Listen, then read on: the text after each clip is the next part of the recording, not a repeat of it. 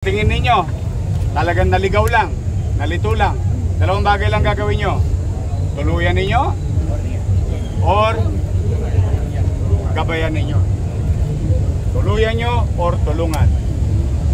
Walang nyangga. Muli po palakpakan po natin ang Federation of Filipino-Chinese Association of the Philippines, headed by their chairman, Mr. Zhao Shiping.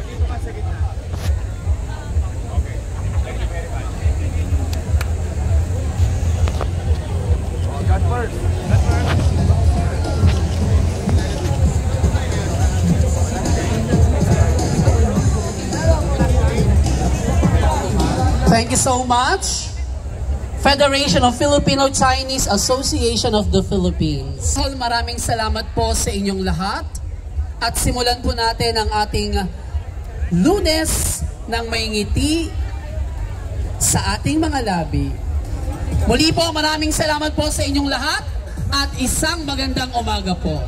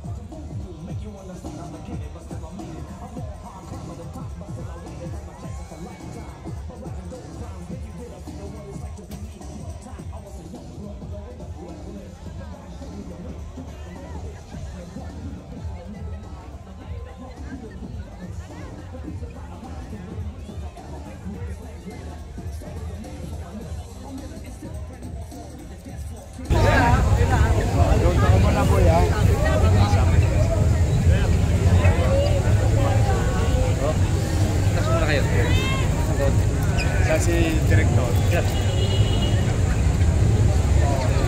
Napansin nyo ba? Bakit puti ang uniforme nyo? Ano ang ibig ko sabihin doon? Linis. Alam nyo?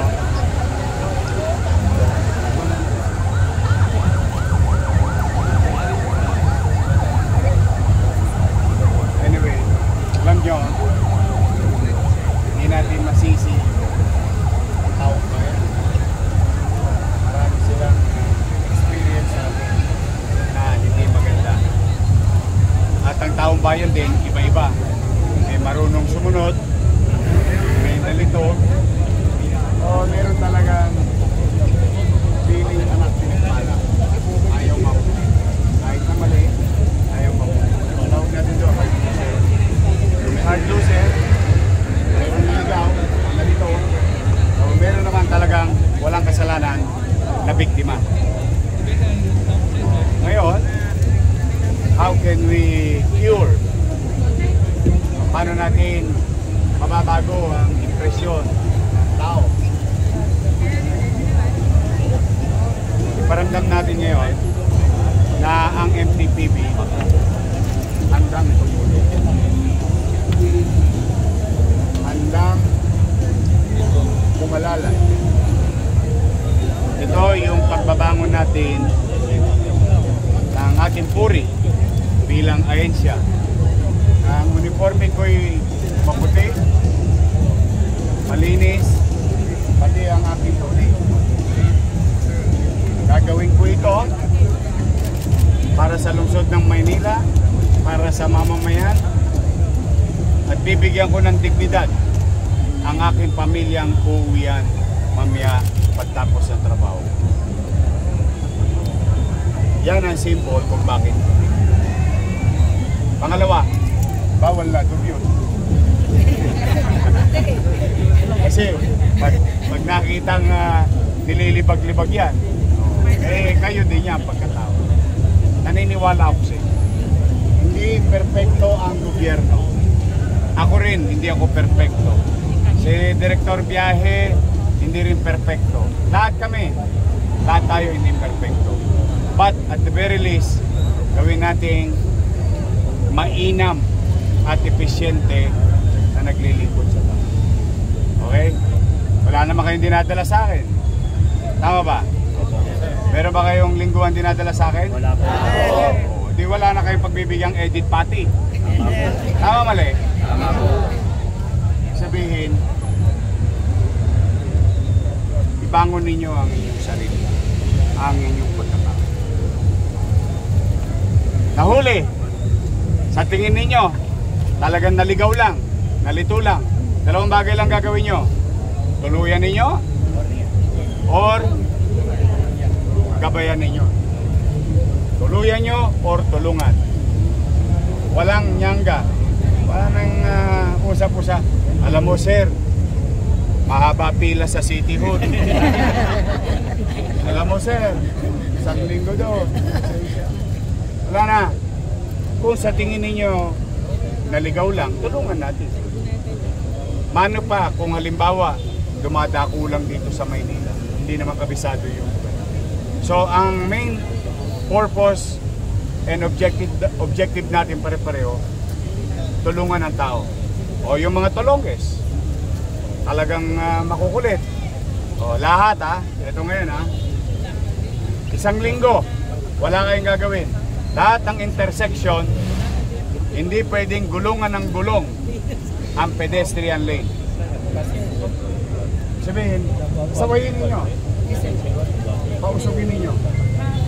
They must respect pedestrian lane. Bakit ko pinagagawa sa inyo yun? Ano? Alam nyo ba kung nasaan ang pamilya nyo ngayon? Hindi nyo alam. Tama mali? Baka tumatawid din ngayon yun. So you do it for your family, para sa kaayusan ng Maynila. Sawayin ninyo.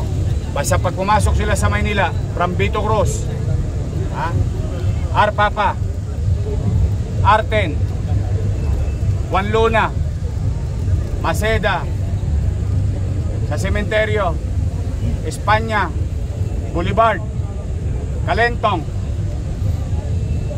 lahat pag pumasok sila sa Maynila, kailangan nila irespeto yung pedestrian. Okay?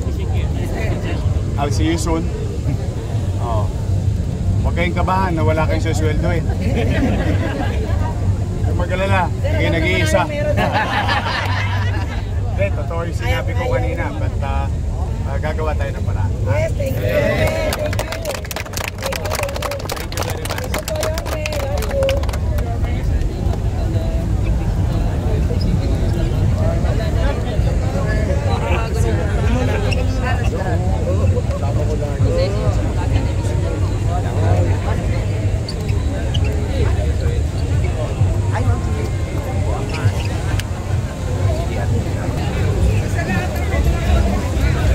Boss, thank you.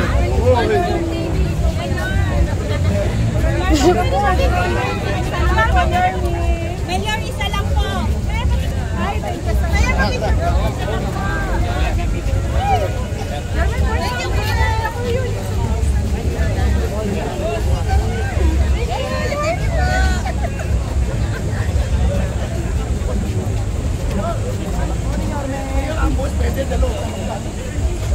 Ano yan?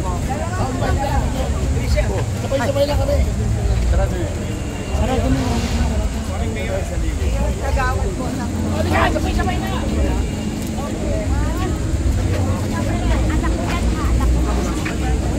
Thank you.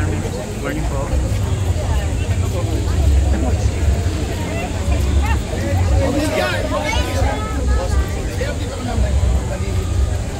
Okay, go! Dali, dali, dali! May lakad! Dali, dali! Dito, sabay-sabay. Isa na lang doon!